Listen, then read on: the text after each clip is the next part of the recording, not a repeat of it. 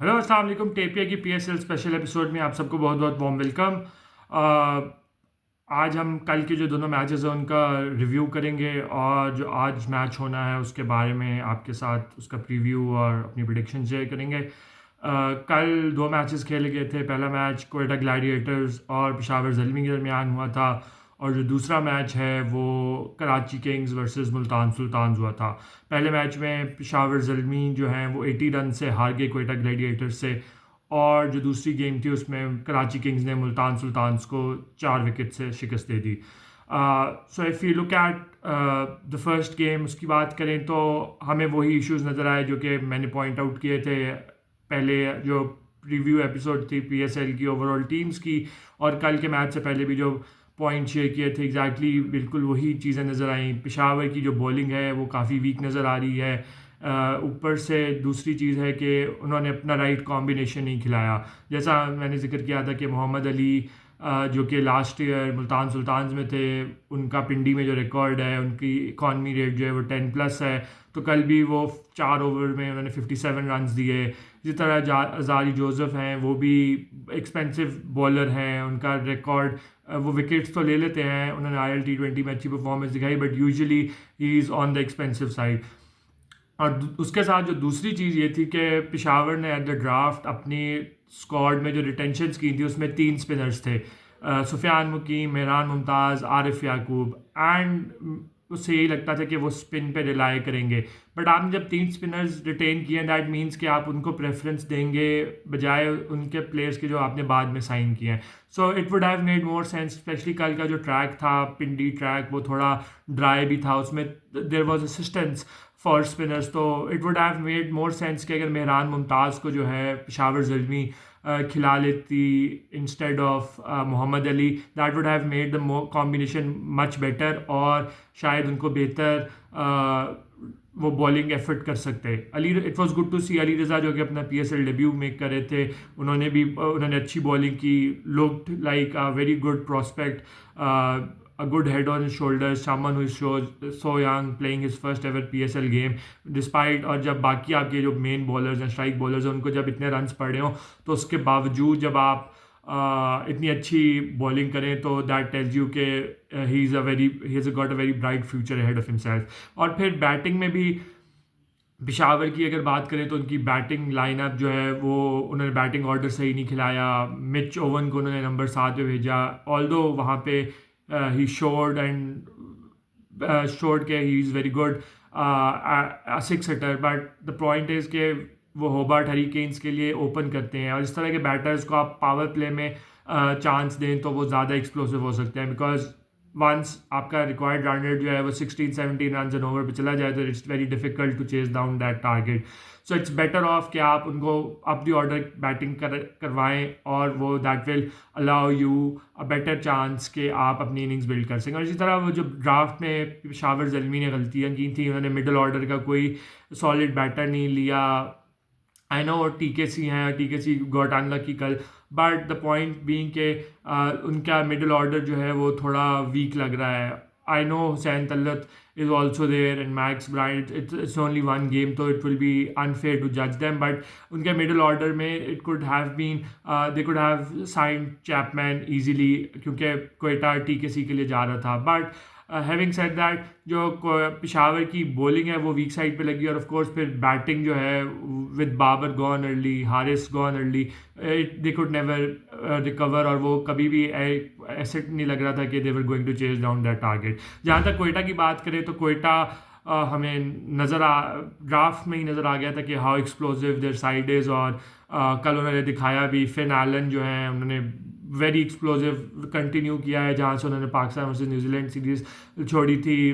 Then Saud, I was very impress with Saud the way he batted in the power play, but Saud का जो problem है कि once you have gotten a good start तो फिर उसके बाद आपको स्लो डाउन करने की ज़रूरत नहीं है। स्पेशली इस सीज़न तो कोयटा के पास इतनी बैटिंग डेप्थ है, लाइक कायल जेमिसन जो है नंबर 9, 8 या 9 पे बैटिंग कर रहे हैं, और Mohammad Amir can also hit a few lusty blows if needed. तो जब आपके पास इतनी बैटिंग डेप्थ है तो फिर तो स्लो होने के कोई पॉइंट ही नहीं है। और स्पेशली साउथ की जो स्ट्रेंथ थी स्पिन को हिट करना है, तो once the power play got finish, तो उसके बाद आपका ओनर आप पे ओनर्स था। चले जब तक फिन एलन था तब तक ठीक था, बट उसके बाद once Finn Allen was gone, आपको ओनर्स लेना चाहिए था कि आपने तेज़ खेला है। There is no point anchoring जब आपके पास नंबर 9 तक बैटिंग है। तो yes, he looked very good in the power play, he got a very good start, but eventually जो उनकी इनिंग्स जब फिनिश हुई तो वो वही जो टिपिकल एक एंकर वाली इनिंग्स होती है वो थी। So that's one of the things I going into the next games Quetta will have to look into,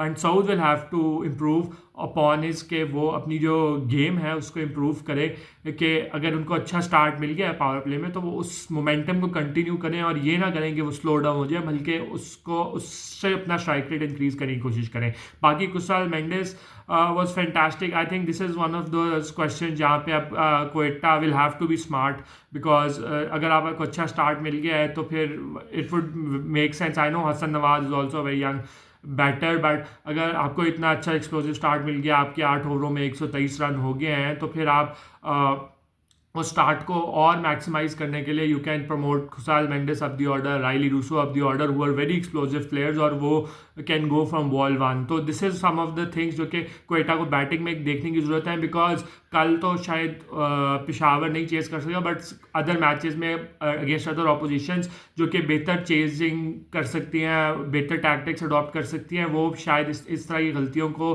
नहीं माफ़ करेंगे, और वो फिर ये इस तरह के टारगेट्स चेज डाउन कर लेंगे। जहाँ तक क्वेटा की बॉलिंग की बात है तो very good bowling from Mohammad Amir, like he shown once again के what a world class bowler he is, and still like one of the best bowlers in Pakistan. जो उनका स्किल लेवल है, जो उनका रेंज है, जो स्मार्टनेस है, कि वो कभी भी ये नहीं कहते कि मैं अपनी स्ट्रेंथ पे जाऊंगा। जो कंडीशंस होते हैं, जो रिक्वायरमेंट होती है, उसके अकॉर्डिंगली बॉलिंग करते हैं और उनको बेहतरीन तरीके से यूटिलाइज करते हैं। सो वो फैंटास्टिक। एंड जिस तरह मैंने कहा था कि स्पिनर्स डिसाइड करेंगे कि जिस टीम के स्पिनर्स बेहतर बॉलिंग करेंगे वो मैच जीतेगा, तो एग्जैक्टली वही हुआ कि क्वेटा के स्पिनर इब्रार ने 4 विकेटें ली, उस्मान तारिक जो कि मिस्ट्री स्पिनर है उन्होंने भी आई थिंक 3 आउट किए। तो overall a very strong performance from Quetta की ये हैवीएस्ट विन थी, विद द बिगेस्ट विन थी in terms of margin, and Peshawar Zalmi की ये हैवीएस्ट डिफीट थी इन टर्म्स ऑफ मार्जिन। एक और चीज़ इससे हुई है कि पेशावर ज़ल्मी का पहले ही मैच में जो नेट रन रेट है वो -4 पे चला गया है। तो अब आने वाली गेम्स में उनको मैचेस तो जीतने ही होंगे, बट उसके साथ ये भी इंश्योर करना होगा कि नेट रन रेट को भी इम्प्रूव करें, कि in case at the end for qualifying for the playoffs net run rate पे बात आए तो उनका नेट रन रेट पे वो बाहर ना हो जाए। अब हम चलते हैं दूसरे गेम पे। तो दूसरा मैच कराची किंग्स ने जीता, बहुत ही एक्साइटिंग मैच था। कराची ने 235 रन्स का टारगेट चेज करना था। मुल्तान ने पहले बैटिंग की। मुल्तान की innings was good, like unlike previous year जब कराची के सर्फेस काफ़ी फ्लैट थे, इस दफ़ा उस पर एक बड़ा अच्छा बाउंस था, कैरी था, घास भी थी विकेट पे। It was a very good T20 cricket wicket. जिस तरह काफ़ी लोग कह रहे थे कि जी वो बहुत पिच, कमेंटेटर्स भी कह रहे थे कि पिच बहुत स्विंग करेगी, सीम करेगी, उस तरह की चीज़ नहीं थी मेरे ख्याल से। The grass was just there to ensure के इक्वल बाउंस हो और अच्छा गुड ट्रू विकेट हो। तो बिल्कुल उसी तरह विकेट ने खेला। Multan batted well, but I think जो रिजवान की इनिंग्स थी वो उन्होंने 61 बॉल 100 तो की, but I think that was the reason why Multan lost the game. Because T20 cricket में जिस तरह आप T20 क्रिकेट इवॉल्व कर गई है, तो अगर अब आप 60 बॉल्स पे 100 कर रहे हैं तो that is not a good 100। Because Karachi की इनिंग्स में जेम्स विंस ने 42 बॉल्स पे 100 कर दी। सो दैट मीन्स के it was a pitch which was so good कि आप उस पर अपने शॉट्स खेल सकते थे, और देर वॉज नो पॉइंट कि आप उस पर एंकर करते या आप उस पर अपना टाइम लेते। Like once you have gotten set, या वंस आपने 50 कर ली है 38 बॉल्स पे, तो उसके बाद इट्स योर जॉब कि आप बस उसके बाद कंटिन्यूसली मारें और आप अपनी रन्स को मैक्सिमाइज करने की कोशिश करें। वो तो माइकल ब्रेसवेल की wonderful cameo at the end, उन्होंने 17 बॉल आई थिंक 40 समथिंग किया है, जिसकी वजह से बेसिकली जो मुल्तान का स्कोर है वो 235 तक पहुंचा है, वरना तो they might have struggle to even score like more than 210 अगर माइकल ब्रेसवेल वो इनिंग्स ना खेलते। So that's one of the things. ये मुल्तान का लास्ट ईयर वाली जो अप्रोच थी कि you know they anchor at the top और वो बस अबव पार टोटल्स कर लेंगे और उसके बाद टीम्स नहीं कर सकेंगी. लास्ट ईयर बिकॉज कराची की साइड वो सो इम्बैलेंस्ड एंड उसमें कोई वो उस तरह स्ट्रेंथ नहीं थी जिस तरह इस सीज़न में है. So that's why they struggle last year. But this year to take them lightly would be a mistake because उन्होंने बहुत ही अच्छे तरीके से चेज़ किया बॉल वंस अगेन. उनका top order looks very solid with David Warner, Tim Seifert, James Vince, तीनों बेहतरीन एग्रेसिव ओपनर्स हैं जो कि बॉल वन से खेलते हैं. और उनकी अप्रोच नज़र आई लाइक उन्होंने 4 विकेटें भी उनके गिर गई थी 79 रन पे. बट उन्होंने किसी मोमेंट पे भी रिक्वायर्ड रन रेट को जो था ऊपर नहीं जाने दिया और हमेशा उसको मेंटेन किया at 11 and around. So that tells you कि how well Karachi chase that. और जेम्स विंस की इनिंग्स की तो जितनी तारीफ़ की जाए कम है. उसके साथ खुशदिल शाह की इनिंग्स की तारीफ़ करना ज़रूर बनती है. उन्होंने भी 60 रन बनाए 37 बॉल्स पे.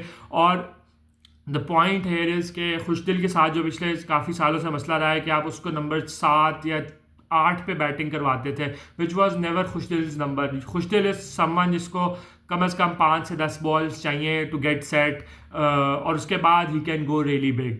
आई know he can go from ball 1 if needed as well. But जो उसका मैक्सिमम यूटिलिटी है वो ये है कि आप उसको ऐसी सिचुएशन में भेजें जहाँ पे he can get set with 5 to 10 balls and then he can really explode. And that's what he did yesterday because कल वो 7वें ओवर में बैटिंग करने आ गए थे और उसके बाद उनके पास टाइम था कि वो अपना थोड़ी इनिंग्स को ज़रा सा सी कर लेते कि बॉलिंग कैसी हो रही है, पिच के कंडीशंस कैसे हैं. And then he started hitting. And Khushdil is one of the best pace hitters in Pakistan right now by far. तो he showed that in his yesterday's innings. And great start for Karachi. I would say 235 chase करना किसी भी ground पे किसी भी conditions में जितने मर्जी अच्छी batting condition is a big ask. So kudos to Karachi for winning that. और दिस शोज़ कि कराची जो है वो are a very strong team this year. But जो कराची की बॉलिंग है उस पर डेफिनेटली क्वेश्चन मार्क्स है बिकॉज कल उनकी बॉलिंग काफ़ी पुअर थी. आई थिंक जो 235 मुल्तान ने की हैं उसमें एक बड़ा पार्ट कराची की बॉलर्स का भी था बिकॉज उनकी लाइन और लेंथ्स काफ़ी पुअर थी.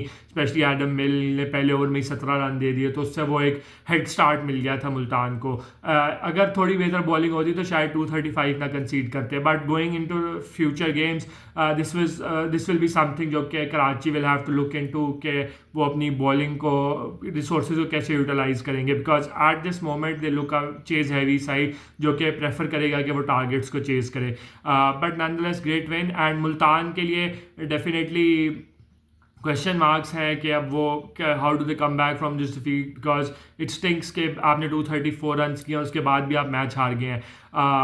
एंड ऑफ कोर्स मुल्तान को अपनी अप्रोच पे देखना पड़ेगा कि वो क्या करेंगे और अपनी बॉलिंग को भी उनको आंसर ढूंढने पड़ेंगे because what one thing Karachi did really well was कि उन्होंने अपना जो इनके मेन बॉलर्स थे लाइक विली, जॉर्डन, ब्रेसवेल उनको शुरू में ही टारगेट किया और उसके बाद लाइक विली को तो 2 ओवर्स के बाद बाकी 2 ओवर्स के लिए बॉलिंग करवाई नहीं because he had gone for 40 run in his 2 overs. Second एक और जो पॉइंट मुल्तान की बॉलिंग का था कि Akif Javed really bowled well with a new ball. He took 2 wickets as well with the new ball. So उसके बारे में ये था कि एवरीबडी नोज कि Akif Javed is not a very good death bowler.